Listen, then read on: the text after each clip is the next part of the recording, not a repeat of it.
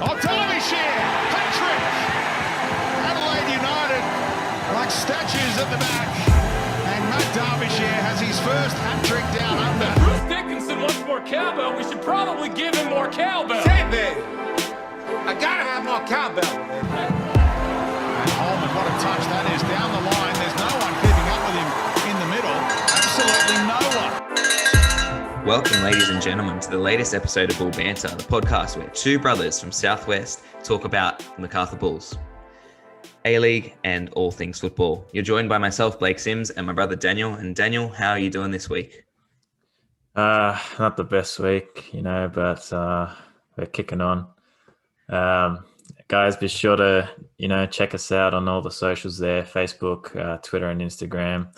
But yeah, not the best week as a Macarthur FC supporter. Yeah, I suppose, we better get into it a little bit. It's a torrid one to have to go through. It really, ruined your week watching them lose 4-1. I mean, that result kind of came out of nowhere. You're expecting much better after the success against Adelaide. And hold on a second.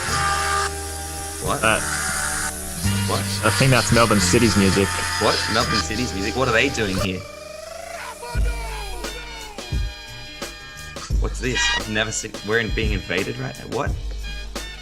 Oh no, Melbourne City has beaten Sydney FC 3-2, I think, and utterly dominated the game. I'm not sure if you caught that during the week, but wow. Yeah, I suppose that not the end of the world on Saturday doesn't really matter anymore because Sydney lost. So don't worry about it. Bulls are going to be back. Sydney's down 2. Doesn't matter that we lost. That's so weird, man. I actually thought for a second like my computer was getting like hacked or something. That's crazy. All right, but we better actually press on. We tried a little bit there. Let's actually go through it. I know we got to take our medicine. We don't like talking about losses, but it has to be done. What did you make of the match, Daniel? Yeah, obviously not a good scoreline, and honestly, there's been a bit of back and forth over whether the scoreline reflected the game fairly or not. I feel like we definitely deserve more than one goal from the game, but I think Western United could have easily had 5 or 6 against us. They just opened us up left, right, and centre with their wing backs just bombing down the sides there. So, yeah, Tomoki Imai and the other bloke. Actually, that's off my head. But yeah, you're very right. It was Parias, I think, who was wrapping around. But Parias. They were very dangerous. Like we previewed in our last pod, they were just launching counterattacks, and that was the game they stuck to. To be fair to us, we looked like we were pretty comfortable in possession and were creating chances when we were going forward, but nothing was falling for us. I characterize it as a really unlucky day for us. Everything that could have gone Western's way went their way, and everything that could have gone our way went against us. There was a couple of times we hit the post. Derbyshire's shooting boots were missing up until, he finally bagged a goal.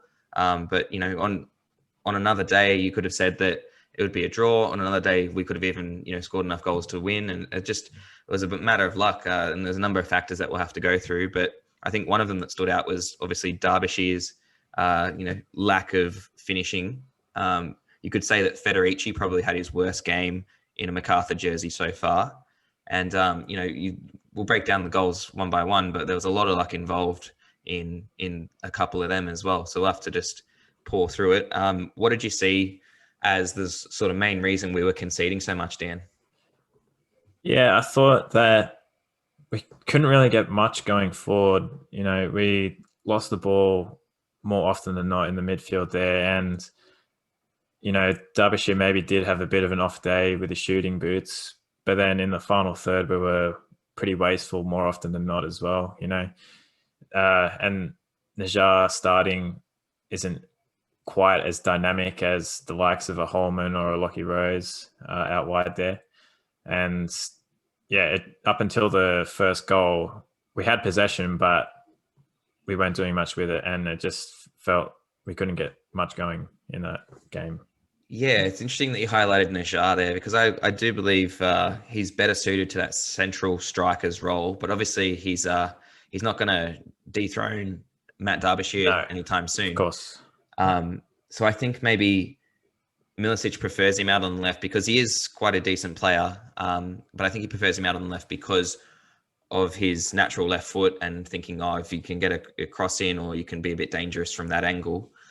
Because when we do not have him on the left wing, you have maybe Tommy Orr, who's maybe a bit short of minutes or short of fitness at the moment, or you have to put Susaeta or Lockie Rose out there who are pretty prone to cutting inside or having to hold it up to pull it back for a right-footed cross because the left foot's not their favoured one. But his kind of play style doesn't really suit what we need him to do in this side in the way that Milicic needs the wingers to play in terms of really pressing, getting forward, trying to get to the byline and whip in crosses. That's just not Najar, and I think he'd be better suited if he was paired in the middle, maybe with a Derbyshire if we changed formation. But I don't see him really offering much when he's on that left wing, unfortunately, because he'll always almost certainly play with his back to goal, invite pressure from the defenders and play off. But that's the kind of position out wide where you've got to be able to beat a player. You can't always just back into them and posterize, to borrow the term. And another thing as well, I didn't really see much in the game between Meredith being able to get in behind him too often. Whether or not it's because of Western United's formation, always having that sort of extra man covering around the back there with the three at the back and the wing back. Yeah, that's really interesting. Yeah. Their formation works really well for them because they do have that wing back who can get forward, and like as soon as they get the ball, their wing back on the other side knows, if Diamante or Sanchez or Guarachena gets it, they can do that long crossfield ball. Yeah, they just got to on a plate for get them. On the bike. Yeah. And then when they do need to, they can fall back into that 5 at the back and just have a really low block. So it works well. It's good flexibility for them, but it came at the price of our ability to score a goal or win the game. For a long time there, you just thought, I thought we were okay going forward. I know we were wasteful in some sections, but with the amount of possession we had and the amount of if you look at the territory, just the raw, where the ball was, it wasn't like we had been in previous weeks where we were just passing around halfway until we can't find a way through and then we eventually lose it. It was actually a positive way of using the ball. We were in the opposition's box quite a bit, or in their final third quite a bit. Even if it wasn't clear-cut opportunities that came out, I think, the pressure was certainly on, and we just couldn't make it count, unfortunately. And I think that maybe added a little bit of pressure to ourselves because we're thinking, okay, surely it's coming. Our fullbacks are getting further forward. Our midfielders are really pressing that attacking play, and, that's tiring mentally as well as physically. And, a couple of times it really counted against us when Western United wanted to put a long ball through and had, the speedster like Parias get on the end of it. And I was talking before about luck and, the role that played in the game. There was one counter-attack there. I think it was Parias's goal where Meredith at the worst time, it was almost like something is like FIFA. I think he pulled his hamstring or calf just at the exact wrong moment, which just let Parias stroll through and unimpeded slot one against Federici. Complete misery there. Yeah, I thought when I first saw it live, I was thinking, is Parias really that fast? But then on second watch, no, Meredith's pulled up with something and it's had to go down there. But do you think we should get into the goals here and just sort of pick them apart a little bit? Or yeah, let's do that. Yeah, I'll tee this up. That's the wrong video. All right. So, the game really sort of changed when they got that first one. I'll just pull it up here. If you're watching video, you'll definitely have a much better viewing experience right now, but I'll play it anyway. Sanchez buzzing about the midfield. But yeah, they just moved it around the back quite nicely, and then Ika just does the rest for them, just 1-2, and then Yeah, this was interesting because you see Milligan, he jumps up trying to win the ball high up the pitch. It goes inside. Guarashena, has the ball and he takes it into the space. And if you just play that back, like Benyat, you see him. He knows that because Milligan's out of position, he's stopping that switch ball, and he says basically, well, I could exploit. I could put our team into a bad position here if he switches it to the likes of Diamante or someone else bombing on, or I could try and shut down the space and just maybe I let him have a shot, but in all likelihood he's not scoring a worldie from there. But with the quality of Guarashena, unfortunately for us, he was able to just smash it into the bottom right corner. I also wanted to ask Daniel, what do you reckon about Federici here? Is he a bit culpable for that goal? I don't know. I think it's a great strike. But I guess looking at him now, he's on his near post and he's still beating at his near post.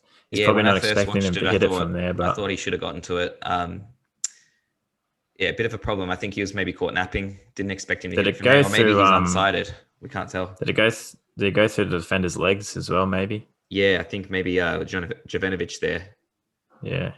But yeah, definitely. I think Bennett had to force him that way anyway, because if he gets the ball over to Diamante, it's a 2-on-1 in that corner, and Diamante probably bangs it in himself anyway, knowing how classy he is. So, but yeah, overall, probably just a good finish from Ike. Can't really do too much about it, but yeah, other weeks we would expect Federici to get a hand onto that maybe, but disappointing to see. Maybe if you're really cynical and you're thinking maybe Benyat could have fouled him there, but in the moment you're not thinking of playing that dirty. It's like we were at dire straits and we had to take him down because it was a sure goal scoring opportunity. It was early in the game too. It's not like it's the second half. So yeah, exactly. All right, on to the second. Yeah. Do you want to run us through this one, Blake? Well, yeah, we're possessing the ball pretty high up the pitch. We go to put it into our final third, and it gets pinched. Every time it was going to Derbyshire's feet, you had Tommy Uzcock, right up his ass, and it's just a switch ball. We see Diamante in there, and it's just a tap across, and Berisha does what he does, easy finish. I don't know what happened, but Franjic has obviously gone too high in support of Jeanreau, and very quickly Western work it out to their playmaker midfielders, who they know, obviously from watching our footage, but also just the way that they play, they know as soon as they get the ball, it's launching a counter more often than not. They don't like to possess high because they don't want to get countered themselves. And I think our style of play kind of plays into their style of play in terms of that counter-attack. So very quickly you see Diamante drift wide, and he knows that Franjic is out of position and Milligan doesn't pick him up. Look at that. The eyes are all on the ball. Milligan's not tracking down Diamante, and Berisha is just there. I mean, you could maybe say from the centre backs, it's poor tracking because they're all ball watching. Yeah, and what did you think of Federici? Do you reckon he would have got there if he really went for it? Oh, it's hard to say. Like, as a keeper, you don't like it when it's outside your box, Federici's already been chipped once this season, and I don't think he would like to have been chipped again. But no. I suppose he had to come out and make the player make a decision, and you're gambling and you're hoping that Sujnia is picking up Berisha, but unfortunately he wasn't, and it made us look foolish, to be honest. And you see the frustration from Mark Milligan grabbing the ball out of the goal and kicking it into the sky, because that was pretty simple. We should have done better there. Yeah, it just seemed like they fell asleep and were ball watching at the back, as you said. But yeah, definitely just across the board, not good enough. I don't think. Obviously, it looks worse when you're watching it over and over again. Yeah, it's awful. I don't like this. Now, the third goal, again, we talked about it before, Parias going through and Meredith, unfortunately, just breaking down at the wrong time. Not much you can say about this except for a bit of bad luck, but the same sort of pattern emerged, right? We're pushing really high. Look at Franjic, he's up in the box. We see Parias on the other side, and Diamante doing what he can do with the ball, splitting the defenders. And Meredith breaks down and Price is free to go through. Nothing else to say, really. Yeah, and if you can hear Archie, he's saying you can't allow Diamanti to turn, but he turns on a dime and just pings it like no tomorrow. It's not like he had time on the ball. Yeah. Obviously, he's free and has no one on him, but like he's still releasing it within half a second almost. But on the one hand, I think I'm happy that our team still tries to attack. We don't just get a goal conceded and go, oh crap, we got to shut everything down and play a bit more conservative.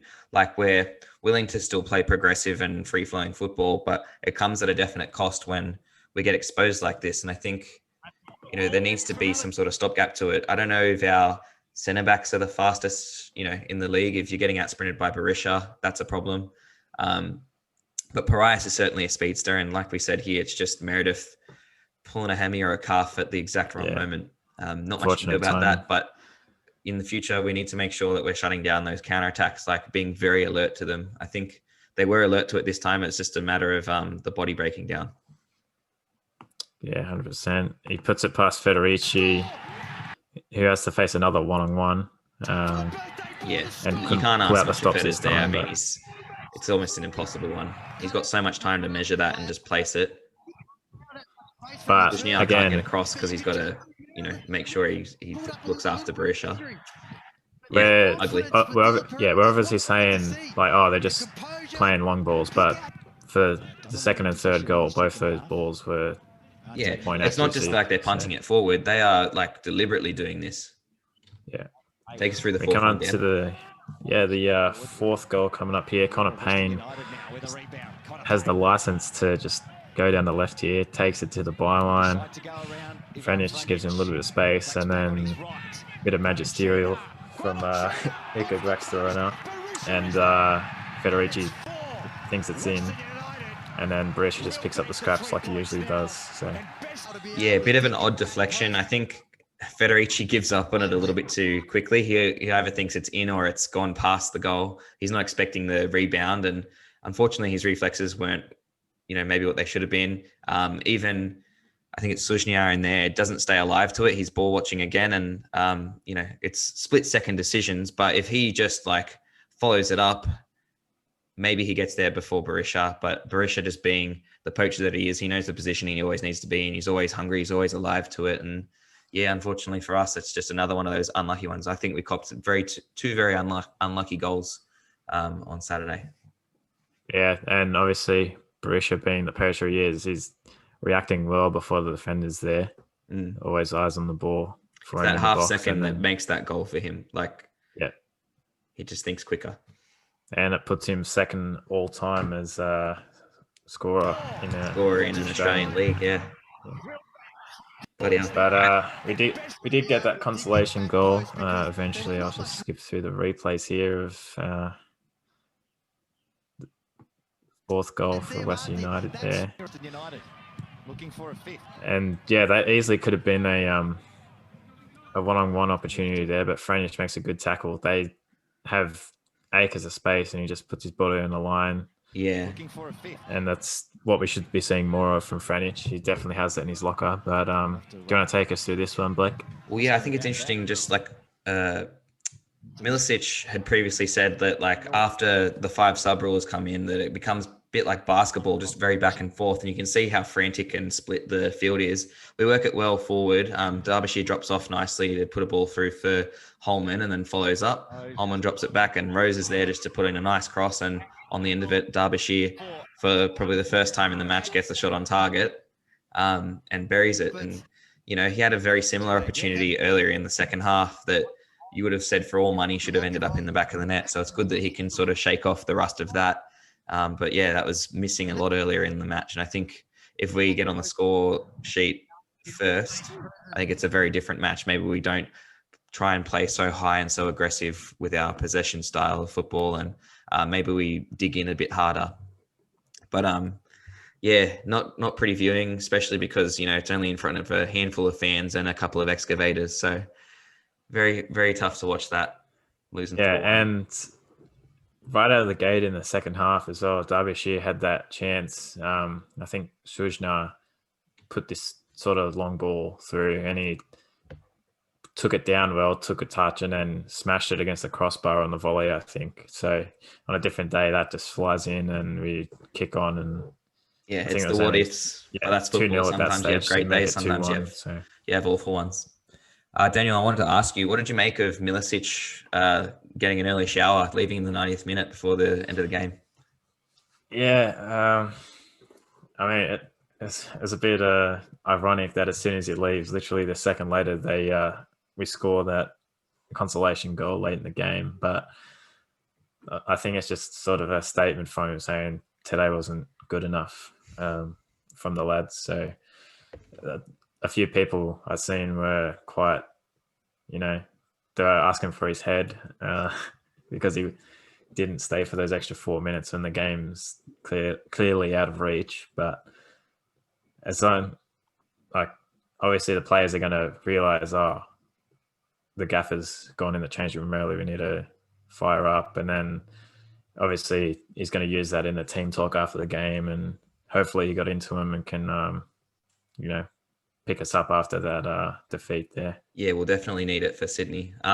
There's another couple ways you could take it. First of all, just acknowledging the bad luck we had on the day and just being like, well, I'm just washing my hands of this and getting out of there. Also, we got to factor in the Rudan factor. Mark Rudan is an absolute, just a bad guy. Oh, yeah. Like he's just he winds people up. You can hear it on the sideline, whether you're at the stadium or watching it on TV. He's just like, I remember earlier in the year, Ufuk Talay was arguing with the ref to be like, when they played Wellington, he was saying to the ref, oh, come on, like, that's clearly a red.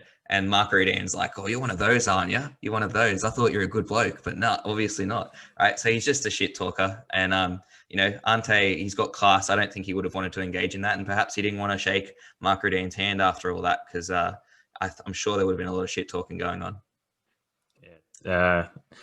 Definitely a bit of shithousery from Rudan, as to be expected. I think, I heard him call out once to his players during the game. He's like, fucking get forward, dickhead. Like it came through on the Fox feed. So you need those. To be fair, you need those personalities in your team. You need that bit of aggression. I think Milligan is the one who brings that for us. But just to go back to it, just to comb for one last little time. I know it's painful, guys, but stick with us. Daniel, what do you reckon about the subs we made? We were already 4-0 down, and obviously he brings on Golek for Meredith because there's an issue there.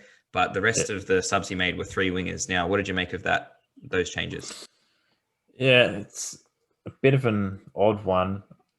Obviously, by that stage, it was either 2-0 or 3-0 when we made that first sub.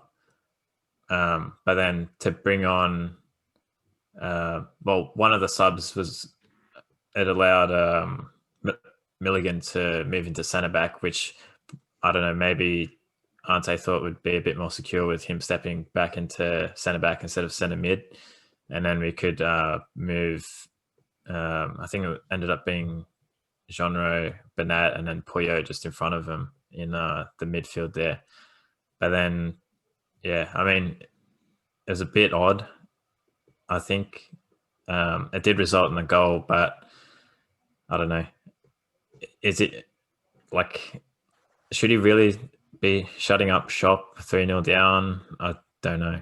I suppose it's just throwing caution to the wind a little bit. And you can understand, like, if you're just going, okay, well, this game's done, I might as well get some minutes in the legs of either a foreigner who's maybe not quite up to speed in Puyo, or a young bloke like Lockie Rose who just needs to regain a bit of confidence. And maybe in those moments where, there's nothing else to gain, that's when you can actually start to hone your craft a little bit, rather than having, all the eyes on you and all the expectation on you. I think that was maybe a good moment for him. And of course, he got the assist, and Holman, came on and did some good work as well for us. So it's one of those things. It was just a bad day, and we do need to leave it behind us and get cracking on to the Sydney FC game. The Sydney FC game, we meet them back at home. We meet them at Netstrata Jubilee Stadium this time, after the 3-0 loss at home earlier in the season, where Milligan got that red card. How do you think we'll fare this time around? I think we'll be much better prepared. I mean, we've played them before. We know what they're about in a real literal sense. Like, defending against them with 10 men for 70 minutes of a game would have taught us a lot about, especially the attacking patterns that they'll be putting on. And I don't think that Milligan will be starting centre back again, even though we look a little bit more solid with him. I just don't think he can deal with the pace of Buhaja, and we don't want a repeat of that straight red because that was really annoying. I think as well as that, we'll probably feel a little bit better about ourselves in terms of our attack. We've been able to put on a few goals since then and get into better scoring opportunities and better situations. So I think the guys will be upset, obviously, over the result this week, but they'll come out with a fire in their belly and they'll want to put things right. And I think, personally, I think they can get it done, because you look at the ladder, right? We're on 14 points, third position after 9 games. Sydney are down in 5th, but they have 2 games in hand on us, and they're on 11 points. So this is well and truly a 6-pointer in every sense of the word, because if Sydney go up on equal points with us, they've still got the game in hand. If we can put a stop to them and continue the loss streak, I guess, for them, then that'd be a really good thing. We can keep them down in below us where they belong. And would you look at that? Western Sydney Wanderers are on 13 points. They're 4th.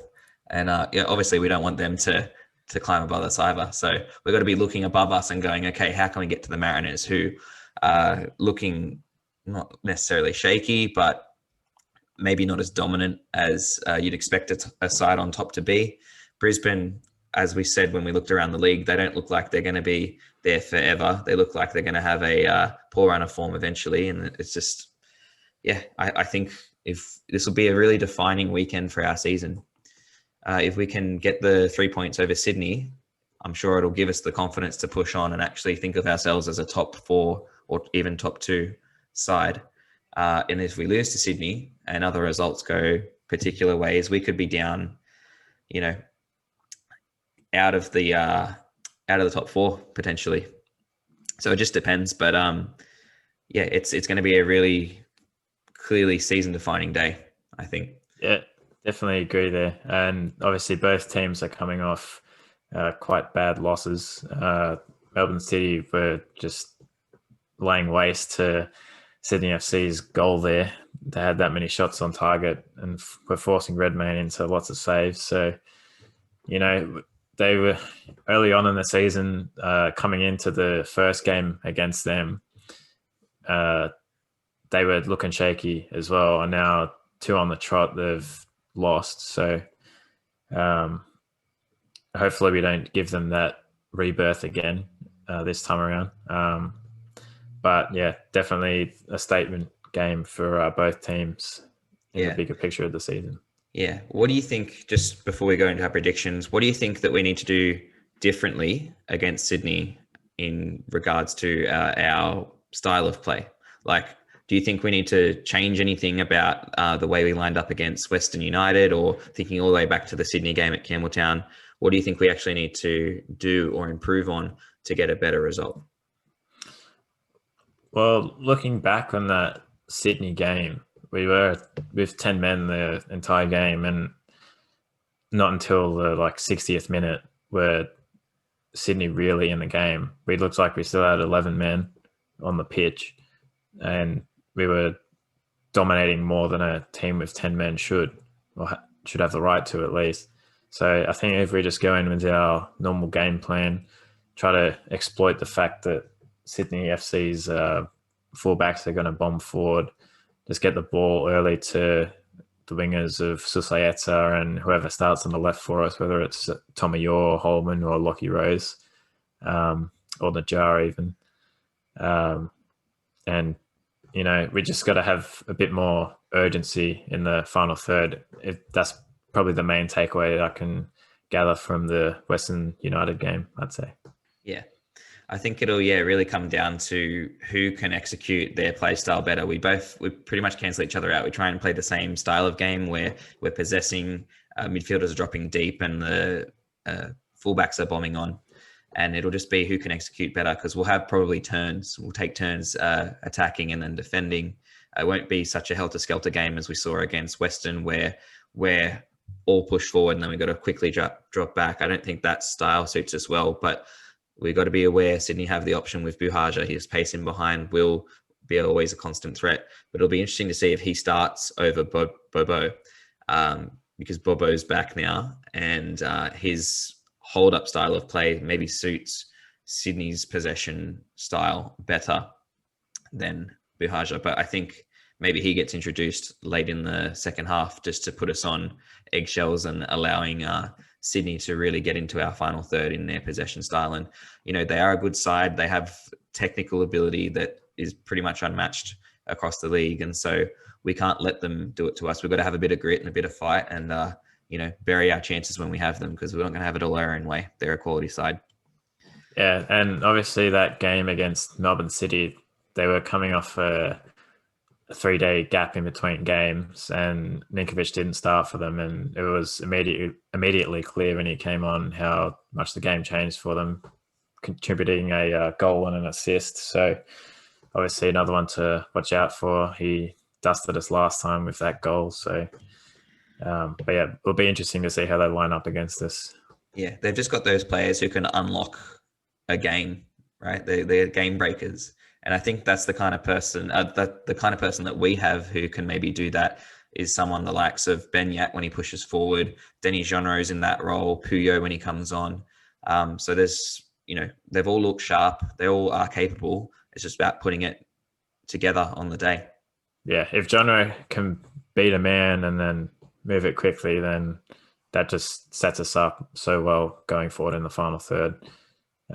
He's done it multiple times. Didn't see it too much against Western Sydney, unfortunately. But yeah, if he can break the line and then find feed early, then it just sets us up.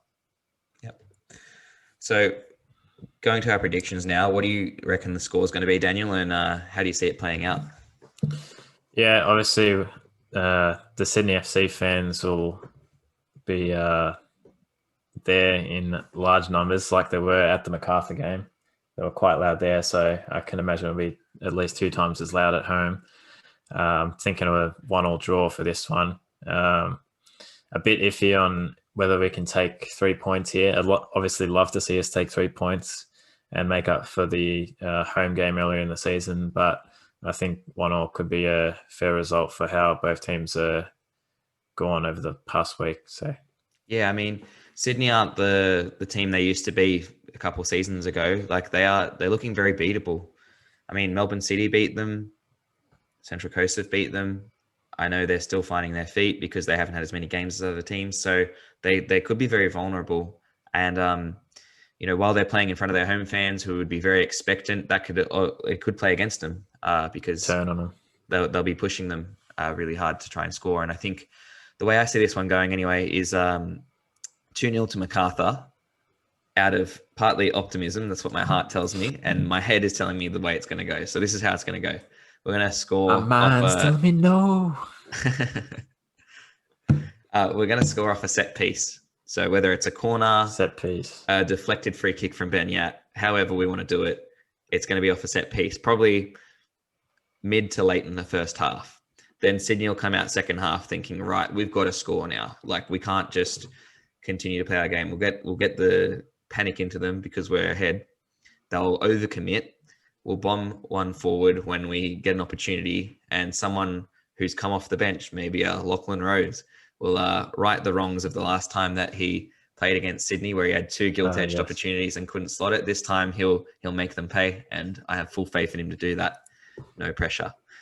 So you don't think that Derbyshire can get his 7th of the season this game, or do you reckon he gets potentially off a corner or something? But I just see him like he'd be really important in the build-up to our plays, but I don't know. After this weekend's performance, maybe he goes in a bit of a shell, or maybe he comes out firing. It's hard to say, but I just think that, the way we're going to score our goals is not going to be down to maybe individual players. It's going to be a moment. It's going to be a set piece. It's going to be then Sydney wanting to push on to us and us reacting with our style of play rather than a particular player. Yeah, we got to see what the cut of Derbyshire's jib is like this weekend, whether he comes out firing on all cylinders. So. And next up, we need to let you guys know about the fixtures that have come out. Obviously, with this being a season that's been affected by COVID in a couple of ways, we need to be abreast of what's going on. The fixture list is going to change a fair bit, we imagine. But coming up first after the Sydney game this weekend, we have a week's break until the 8th of March, where we're going to have our first visit to the always scenic, always beautiful Central Coast Mariners Blue Tongue Stadium to face the Mariners, where we're going to hope to make up for a 2-0 loss earlier in the season that was very frustrating to take. I think we'll have learnt our lessons from that one as well. We look a much different side to the side that lost first out at Campbelltown to the Mariners. And I think we'll be much more dangerous. And while we've copped a few more goals on the counter-attack, I'm sure we'll be able to steady the ship. And I'm hoping for a much better result for that one. I'll definitely be there for that. Yeah, definitely gonna head up there with you.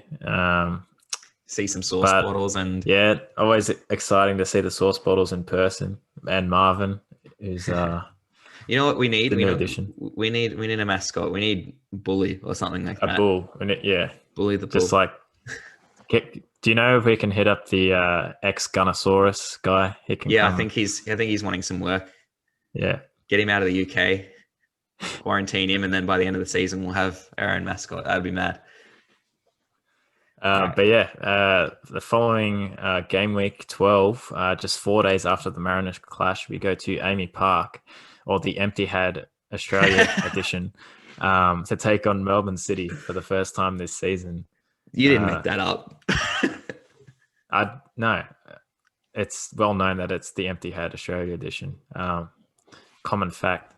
But they seem to be hitting their stride this season after a tentative start. So, yeah, we'll see how we fare against them.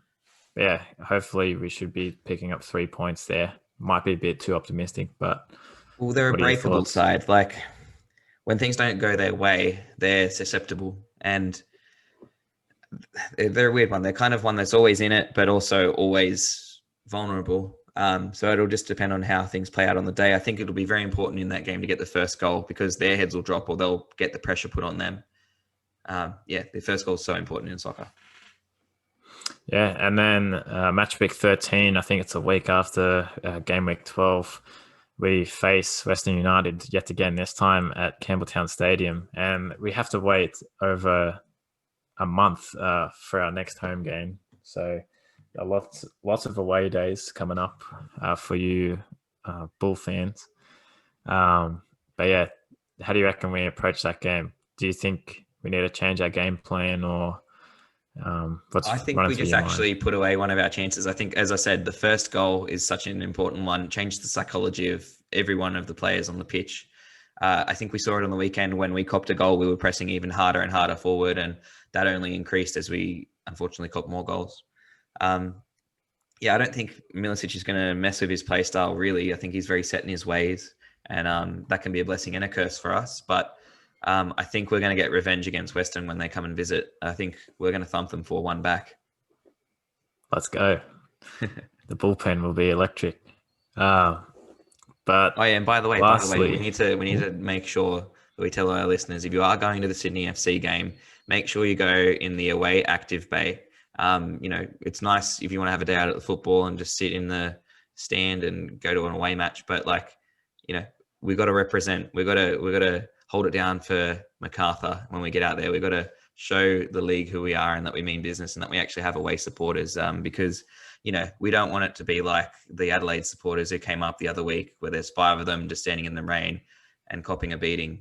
We want to be vocal, voracious, and show everyone who we are.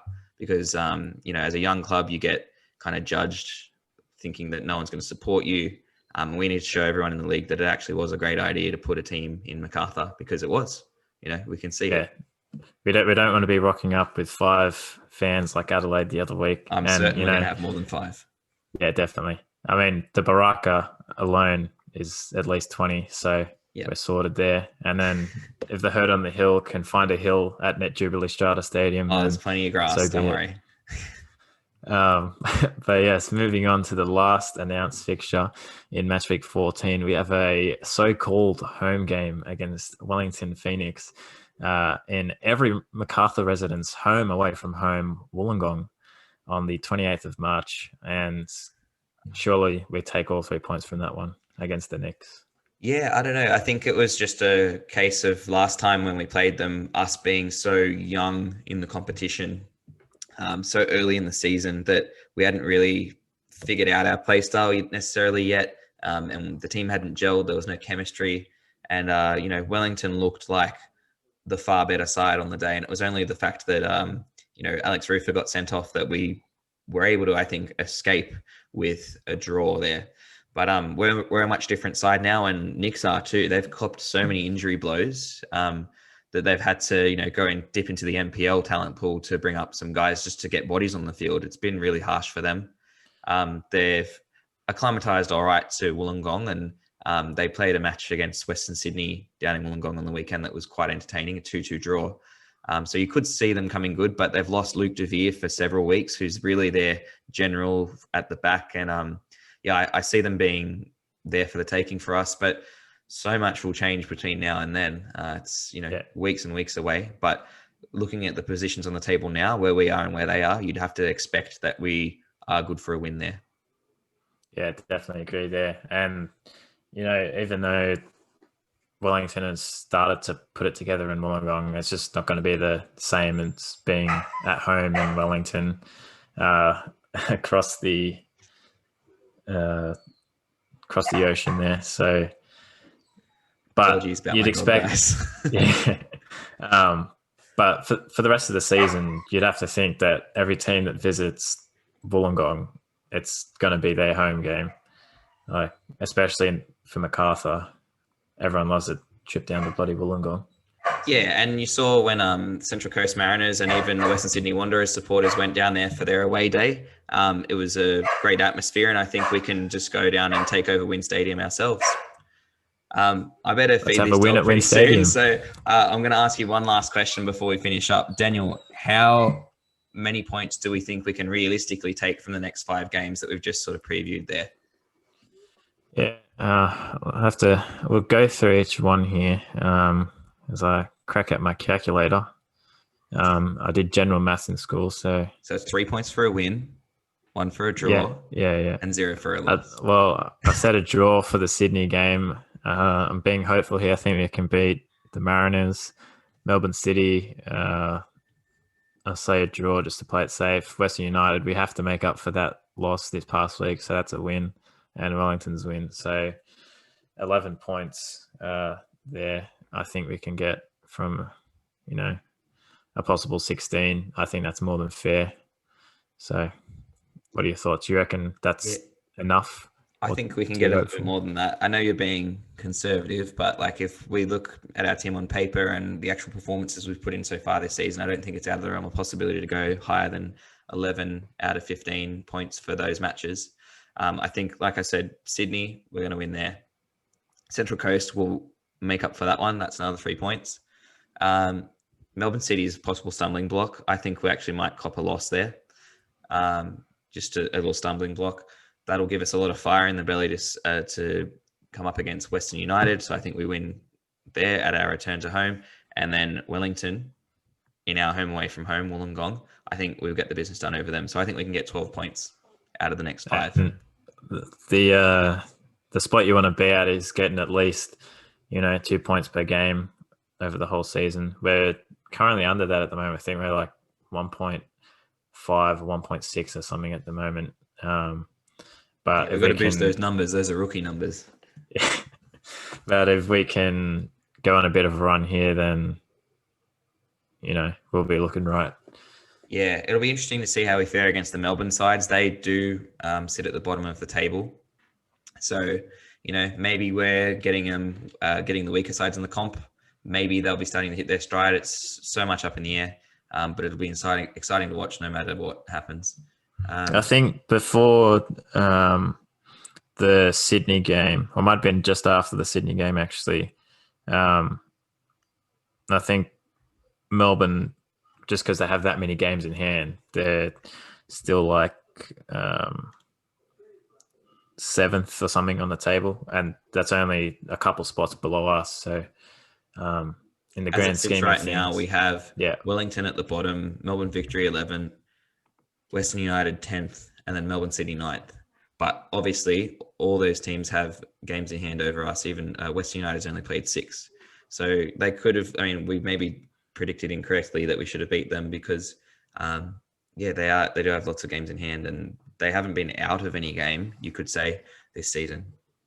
So it'll be very interesting, especially with Melbourne Victory getting their second win of the season last night with a couple of headers by Rudy Gestead. It'll all pan out. So we thank you guys for listening to the Bull Banter podcast.